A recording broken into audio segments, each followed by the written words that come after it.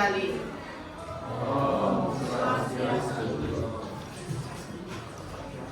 Perkenalkan, kami dari kelompok 3 akan mempresentasikan tentang persiapan seorang aktor. Sebelum itu, izinkan kami memperkenalkan diri terlebih dahulu. Perkenalkan, nama saya Dewi Dasar.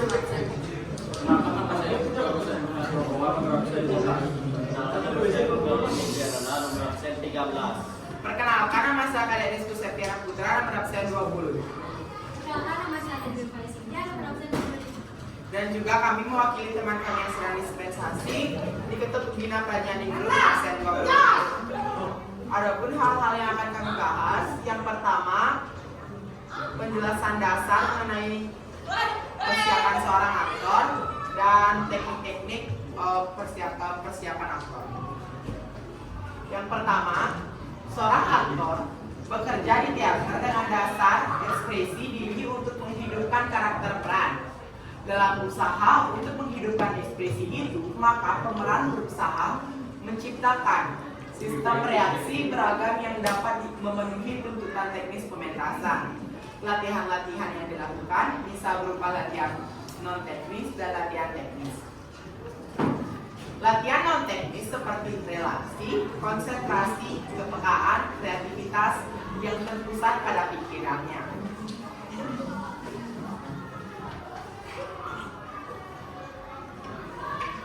Adapun latihan yang bersifat teknis adalah latihan yang terfokus pada latihan penguasaan peran yang akan dimainkan. Latihan teknik dasar penting dilakukan oleh pemeran karena dalam menjalankan tugasnya, dia harus terampil menggunakan segala aspek yang diperlukan saat memainkan karakter. Latihan teknik ini harus dipelajari dan dikuasai, tetapi ketika teknik ini sudah terkuasa, maka harus lebur menjadi milik pribadi pemeran. Teknik-teknik itu harus menjadi sesuatu yang spontan ketika digunakan. Adapun teknik yang pertama yaitu teknik muncul.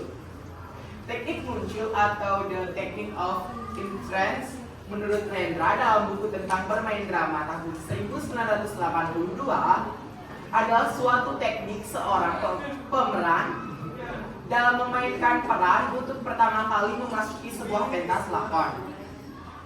Pemunculan peran ini bisa di awal pementasan pada suatu babak atau pada adegan lakon. Pemunculan peran ini harus memberikan gambaran secara keseluruhan terhadap peran yang dimainkan. Gambaran itu bisa berupa suasana batin, tingkat emosi, tingkat intelektual ataupun segi fisik dari peran yang dibawakan. Gambaran inilah yang akan memengaruhi kesan, penilaian, dan identifikasi penonton terhadap peran. Tanpa penggambaran peran yang jelas, penonton akan kesulitan untuk mengidentifikasi peran tersebut.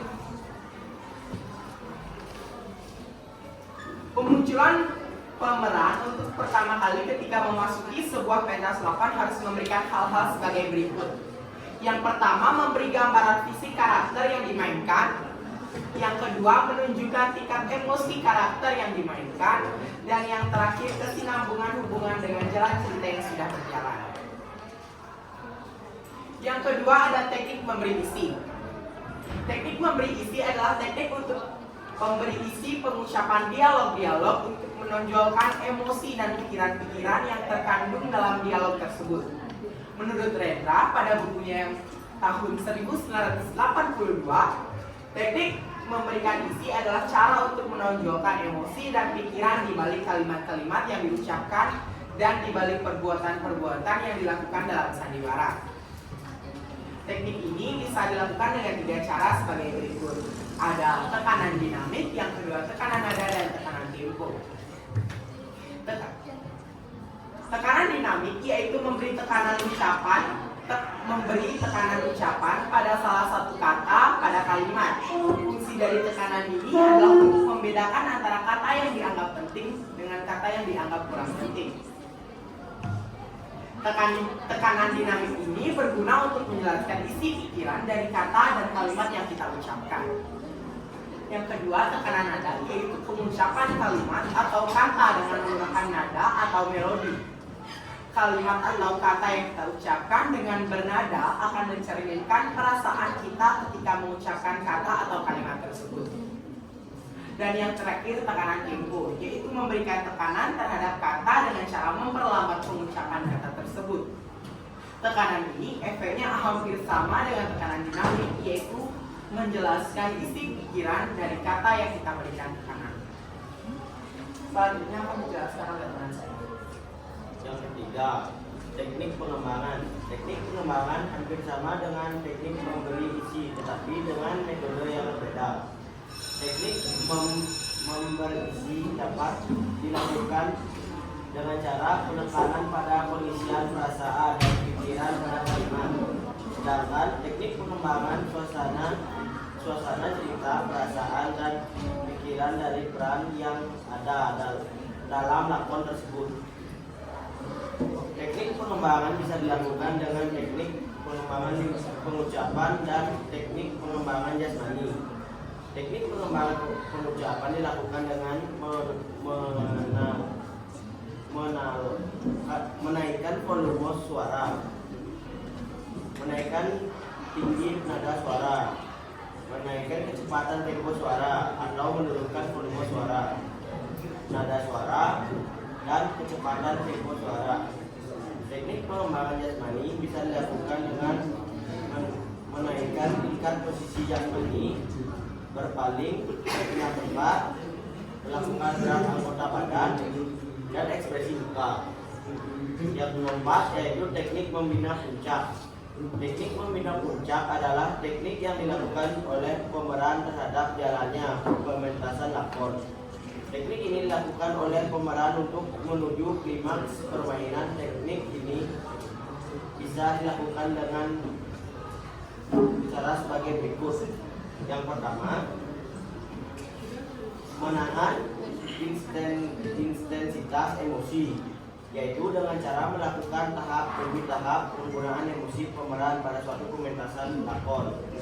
Yang kedua, menahan reaksi terhadap perkembangan alur, yaitu menyesuaikan tingkat emosi yang terdapat pada alur yang sedang dimainkan. Yang ketiga, gabungan, yaitu memadukan antara gerakan dan suara. Apabila pemeran menggunakan suara yang keras, maka harus diimbangi dengan gerakan-gerakan yang ditahan.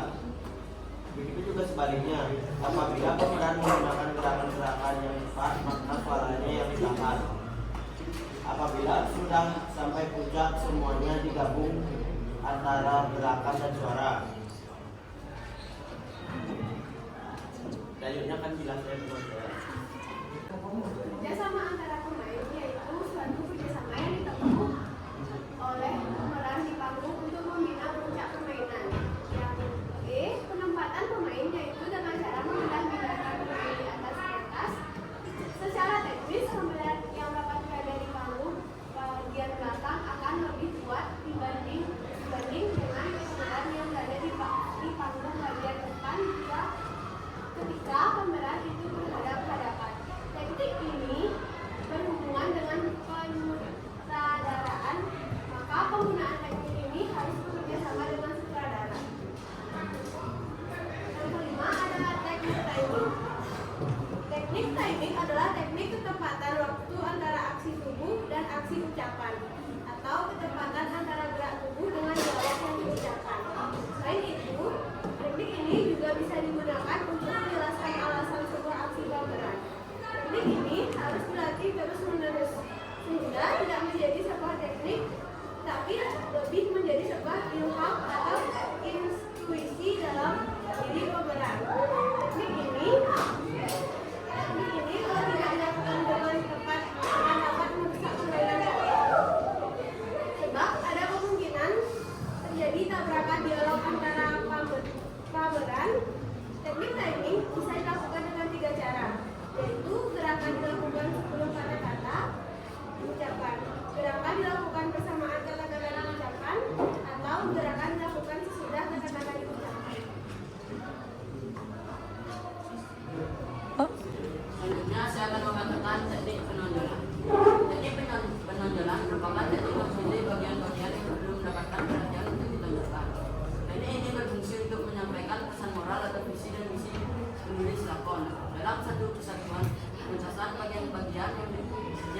ditonjolkan atau point of interest merupakan tugas seorang sutradara. Akan tetapi menjelat yang berhubungan dengan isi kata-kata dan penggunaan peran ekspresi merupakan tugas dan kewajiban seorang pemeran. Bagi seorang pemeran, teknik penonjolan bisa dilakukan dengan cara membedakan tekanan pada vokal dan teknik penonjolan vokal sudah dibahas pada memberi isi, sedangkan teknik penonjolan dengan gas ini lebih dititik beratkan pada teknik ekspresi. 7. Teknik improvisasi. Teknik improvisasi adalah teknik dasar permainan tanpa ada persiapan atau bersifat spontan. Teknik ini berfungsi untuk mengasah kepekaan seseorang pameran untuk mengatasi suatu masalah yang timbul pada saat pementasan. Dengan latihan improvisasi, seorang pemeran juga akan terasah daya cipta dan khayalannya. Latihan ini berfungsi untuk melatih aktif calon pemeran jadi lebih jelas.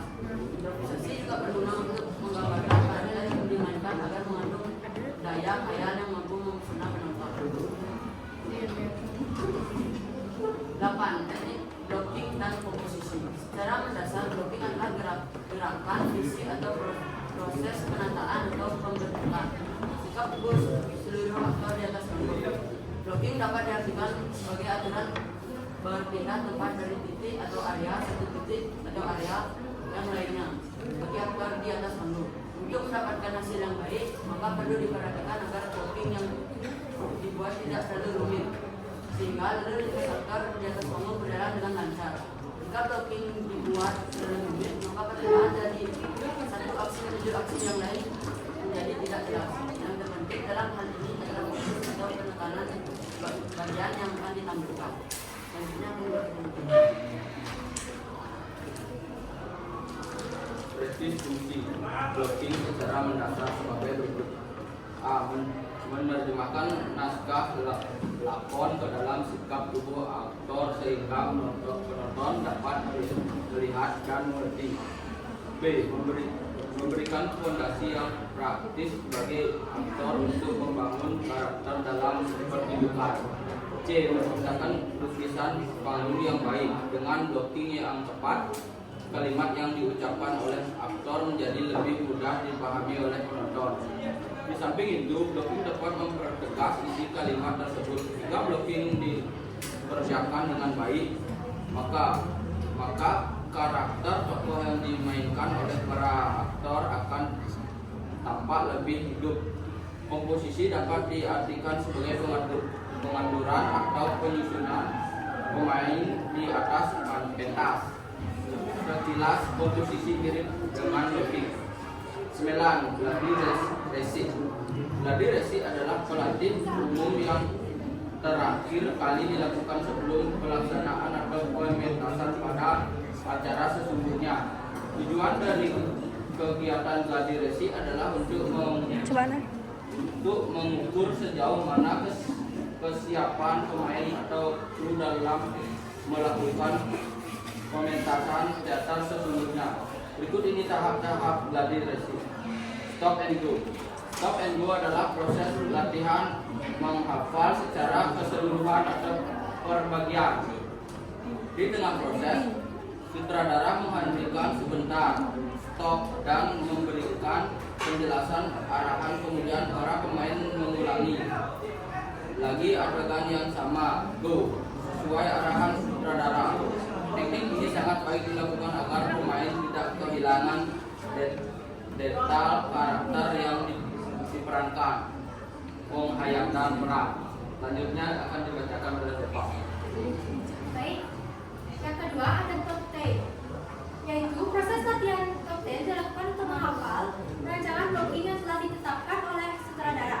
Dan itu juga digunakan untuk mengingat kunci akhir suatu dialog dan awal dialog berikutnya atau yang disebut cue.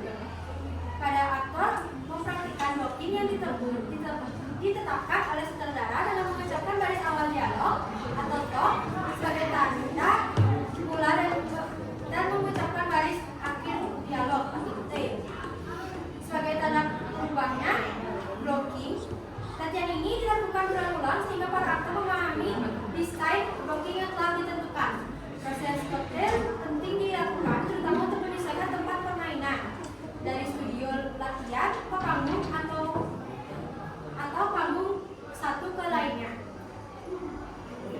Yang C ada rantau. Rantau adalah latihan hafalan naskah secara keseluruhan. Para aktor berlatih memainkan peran dari awal sampai akhir tanpa menggunakan naskah atau lepas naskah. Dalam latihan ini, sutradara tidak menghentikan proses latihan yang sedang dilakukan. Arahan atau kritik yang diberikan setelah latihan berakhir. Perintah tetap di tahap pertama dapat dilakukan per bagian atau per blok yang disebut sebagai rantau. Tahap berikutnya dilakukan secara menyeluruh. Dalam latihan ini yang dipentingkan adalah hafalan dialog dan blocking yang disesuaikan dengan ekspresi dan emosional karakter peran. Yang terakhir ada dress rehearsal. Semua proses persyaratan untuk pementasan dipenuhi, maka dress rehearsal atau latihan secara lengkap dan menyeluruh dapat dilakukan. Alasan utama untuk menyelenggarakan dress rehearsal adalah memberikan nuansa pementasan yang sesungguhnya kepada para aktor dan seluruh kru pendukung teknik.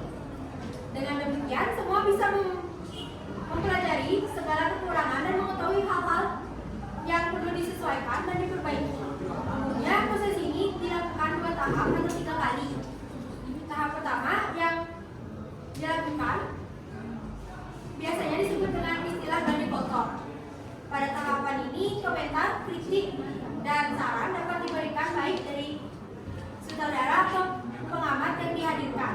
Seluruh pemain dan kru masih memiliki waktu untuk memperbaikinya. Sekian presentasi dari kelompok kami. Jika ada yang bertanya, mohon dipertanyakan.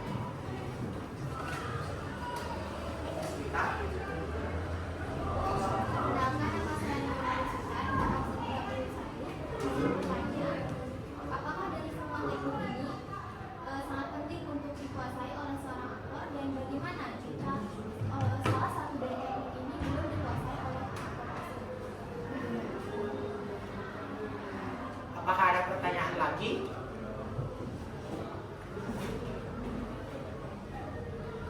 Jika tidak, izinkan kelompok kami untuk mendiskusikan jawaban dari pertanyaan Deswita. Terima kasih. Izin menjawab pertanyaan dari Deswita. Menurut saya, semua teknik-teknik ini harus dikuasai oleh seorang aktor atau pemeran. Karena jika ada teknik yang tidak dikuasai, maka pemeran lakon akan tidak nyambung dengan cerita yang sedang diperankan. Tetapi teknik-teknik ini bukan untuk dihafal oleh pemeran, namun dilatih terus-menerus agar teknik ini menjadi ilham atau intuisi di dalam tubuh diri pemeran. Apakah bisa diterima?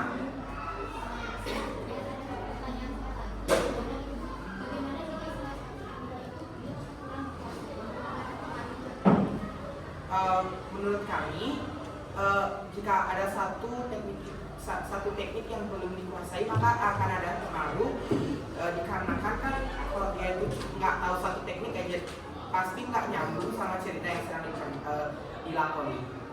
Bisa diterima? Apakah ada pertanyaan dari teman-teman yang lain?